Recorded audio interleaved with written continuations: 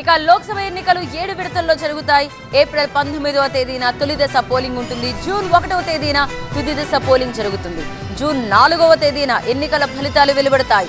ఎన్నికల్లో అక్రమాలని అడ్డుకునేందుకు అన్ని చర్యలు తీసుకున్నట్లు ఈసీ ప్రకటించింది. లోక్సభ ఎన్నికల షెడ్యూల్ విడుదలైంది. కేంద్ర ఎన్నికల సంఘం లోక్సభ ఎన్నికలతో పాటు 4 రాష్ట్రాల అసెంబ్లీ ఎన్నికల షెడ్యూల్ను భారత ఎన్నికల సంఘం విడుదల చేసింది. ఆంధ్రప్రదేశ్, అరుణాచల్ ప్రదేశ్, ఒడిశా, సిక్కిం శాసనసభలకు ఎన్నికలు జరగనున్నాయి.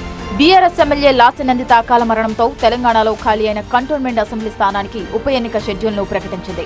ఎన్నికలను స్వేచ్ఛగా, నిష్పక్షపాతంగా నిర్వహించడం మనకు 4 రెట్లు కష్టమని, ఇందుకోసం ఫోరంగా నిర్ణయించామని ప్రధాన ఎన్నికల కమిషనర్ రాజీవ్ కుమార్ తెలిపారు. కండబలం, డబ్బు, తప్పుడు సమాచారం, ఎన్సీసీ ఉల్లంఘనలను అరికట్టడానికి ఎన్నికల సంఘం కట్టుబడి ఉందన్నారు. ఈ అంతరాయం కలిగించే సవాళ్లను ఎదుర్కోవడానికి చర్యలు తీసుకుంటామని హెచ్చరించారు. धन बल का जो उपयोग है, जो धन का उपयोग है, जैसे बल का उपयोग ప్రతి ఒక్క ఐవీఎఫ్ క్లినిక్ లో మీకు ఈ డిస్కౌంట్ ఇస్తాము, ఆ డిస్కౌంట్ ఇస్తామంటారు. కానీ మేము బిడ్డని ఇస్తాం అని ఎందుకు చెప్పడం లేదు? మనం ప్రామిస్ కోసం డబ్బులు ఇస్తున్నామా లేదా తల్లిదండ్రులు కావడం కోసం చెల్లిస్తున్నామా? నోవా ఐవీఎఫ్ దాగిన ఖర్చులుండవు, మీరు నమ్మగల నైపుణ్యం మాత్రమే. कुछ राज्यों में ज्यादा है, ऐसी धन का उपयोग भी कुछ राज्यों में ज्यादा है.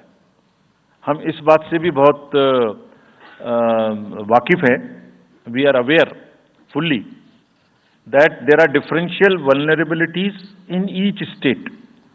Some states have more violence, some states have more money, some states are more kind of a geographical problems.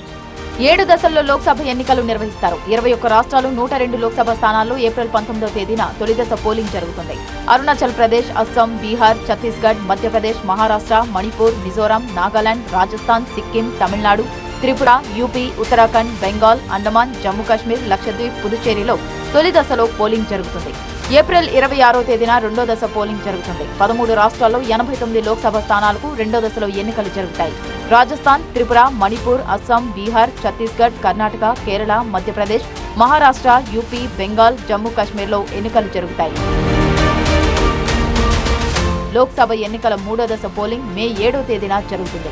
Assam, Chhattisgarh, Goa, Gujarat, Karnataka, Madhya Pradesh, Maharashtra, UP, west Bengal, Dadra Haveri నగలి, Daman, Jammu కాశ్మీర్లో పోలింగ్ జరుగుతాయి. 12 రాష్ట్రాల్లోని 94 లోక్సభ స్థానాలకు పోలింగ్ జరుగుతుంది. మే 13వ తేదీన 4వ విడత పోలింగ్ జరుగుతుంది.